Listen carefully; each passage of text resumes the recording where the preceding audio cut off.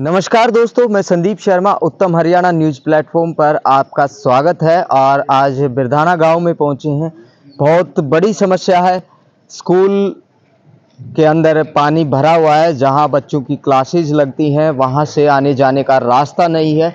कमरों के अंदर बच्चों को या टीचर्स को वहां क्लासरूम तक जाने के लिए इस रास्ते का प्रयोग करना पड़ता है। ये रास्ता आप देख सकते हैं कि एक दीवार तोड़कर बनाया गया है। तो, हमारे साथ गांव के सरपंच हैं मंजीत भाई साहब।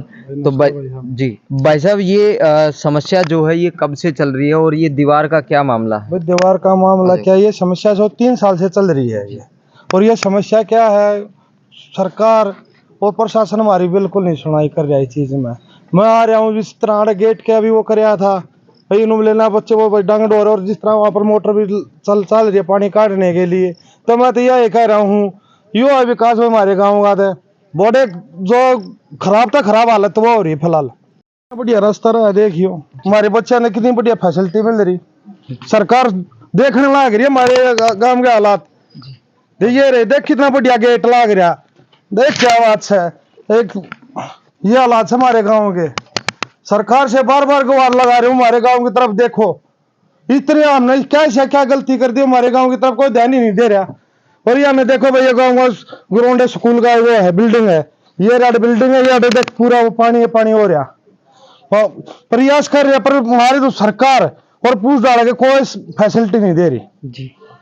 तो ये जो दीवार तोड़ी गई, आपने सोचा नहीं यहाँ पे दरवाजा बन जाए? दरवाजा मैं सोच रहा हूँ, दरवाजा लगेगा यार। मास्टर होते मैंने करी बात, मास्टर नहीं ऐसा ही ठीक है, मैं बच्चे गिर जाएंगे और पानी भरे है, मैं बिल्डिंग को चेंज करके दूसरे बिल्डिंग में बच्चों सेट कर लेंगे। फिर मानूले नहीं इधर ही ठीक है। मास्टर ने, मैं इधर आया था और मास्टर ने लेके कह रहे ऐसा है, इधर ही बच्चे पढ़ेंगे जी। ये पानी का जो भराव है, ये ग्राउंड स्कूल का ग्राउंड है, यहाँ पानी कैसे आ गया? ये इसका बरसात का पानी है ये। अच्छा। हाँ जी। तो निकासी नहीं हुई इसकी? नहीं, निकासी मोटर चल रही है पानी की यार। अच्छा। पर क्या बारिश ज्यादा होगी, चौल धरती हो रही यहाँ पर, पानी वैसे जमीन से ऊपर उगता है क्या कारण जी। देखिए, गांव बिरधाना के अंदर स्कूल है और उस स्कूल के अंदर आने का रास्ता आपने देखा। और जो हमारे समक्ष जो ये तालाब दिख रहा है आपको पानी से भरा हुआ, ये जो तालाब नहीं है, ये स्कूल का ग्राउंड है। और इस स्कूल के अंदर इस ग्राउंड के पास में ही एक बिल्डिंग है जिसमें बच्चों की क्लासेज लगती हैं। किस प्रकार से बच्चे यहाँ पर एंट्री करते हैं वो आपने देखा। और इस बिल्डिंग की अगर बात करें तो ये बिल्डिंग चारों तरफ से, इस बिल्डिंग के चारों तरफ से पानी है। कभी भी कोई भी हादसा भी हो सकता है। बिरधाना की जो शिक्षा समिति है, कमेटी है, जो कि स्कूल पर शिक्षा को लेकर, एजुकेशन को लेकर बड़ी सक्रिय है और गांव के स्कूल के अंदर पहुंची है। स्कूल के हालात देखे जा रहे हैं। पहलवान जी, सत्य पहलवान जी, तो आपका स्वागत है जी। पहले तो जी मैं आपके जो चैनल को है बधाई देता हूँ। अभी किसी ने तो हमारी सूद ली।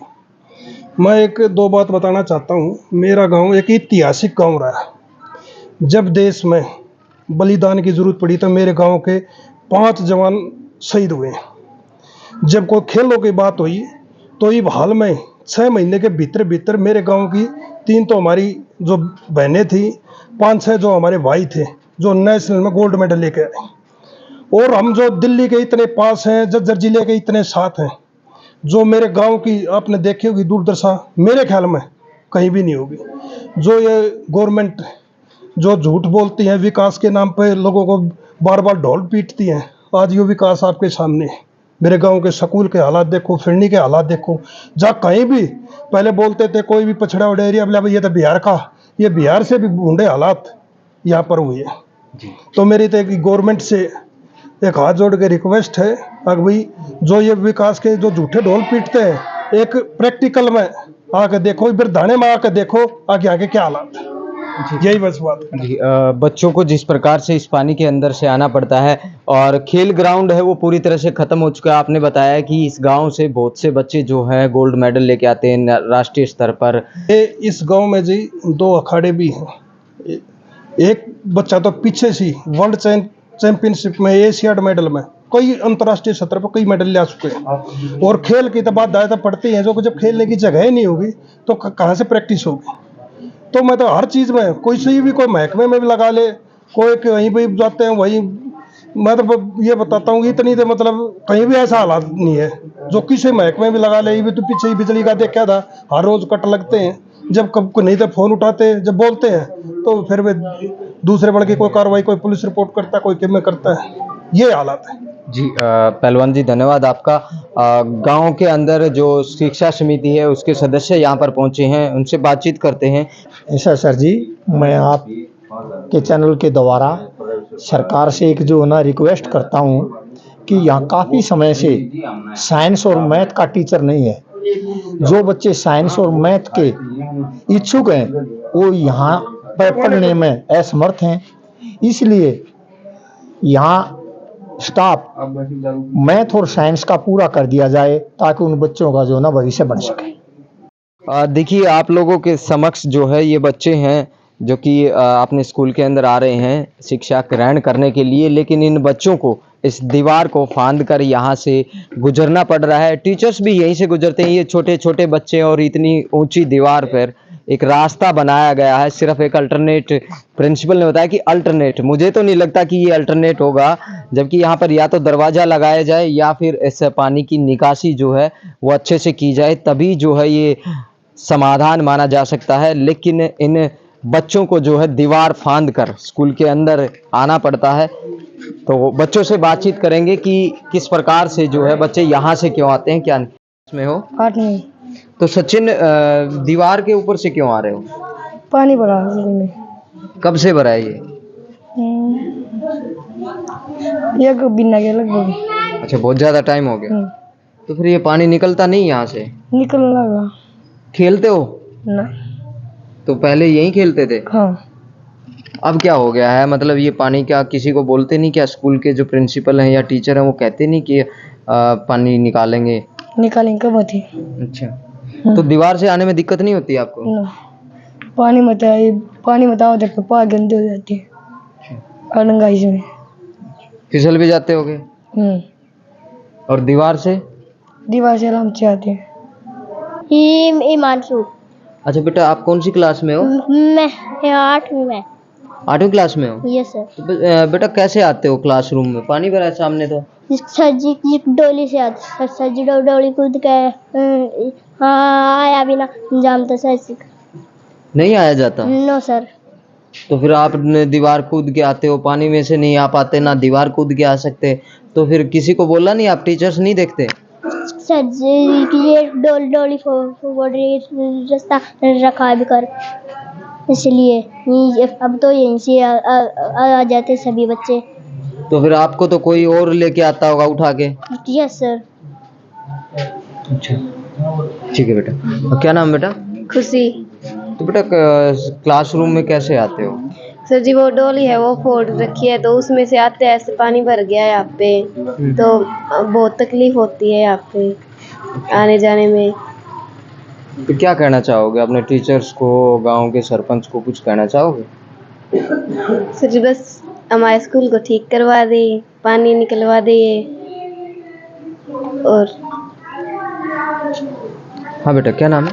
मानसी। कौन सी क्लास में? 8वीं में। तो मानसी बेटा क्या समस्या हो रही है क्लासरूम के अंदर? जो बाहर जो है पानी भरा दिख रहा है, और क्लासरूम में कहाँ से आते हो आप, कैसे आते हो? हमारे स्कूल में तो पानी भरा है और हमें डोली टूट के आना पड़ता है, जिसमें हमें बहुत दिक्कत होती है। और पानी में से आए तो हमारे कपड़े गिले हो जाते हैं, तो हमें प्रॉब्लम होती है आने में और जाने में भी। अच्छा, खेल का ग्राउंड नहीं बचा अब? नहीं, अभी खेल का भी नहीं बचा क्योंकि पानी भर गया है ना। क्या खेलते हो आप? खेलते हो?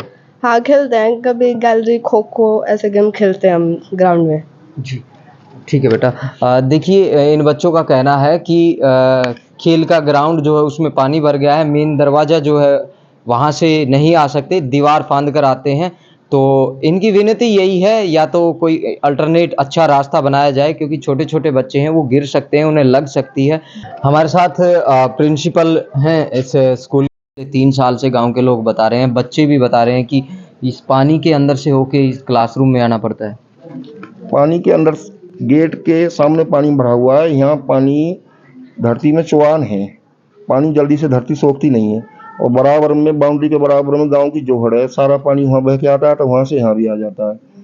तो इसके लिए हमने बीओ साहब को लिख रखा है कि इसमें भर्ती कराया जाए, इसकी पूरा एस्टीमेट दे रखा है, और ये समस्या जैसे ही वहाँ से बजट आएगा ये खत्म कर दी जाएगी। गाँव का पोखर का पानी है, वैसे बाउंड्री बराबर में है पोखर की, आप देख रहे हो उधर जी।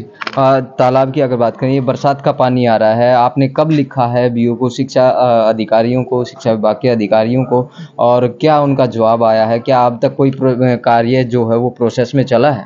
नहीं, हमने ये जुलाई में लिखा है, 20 जुलाई को।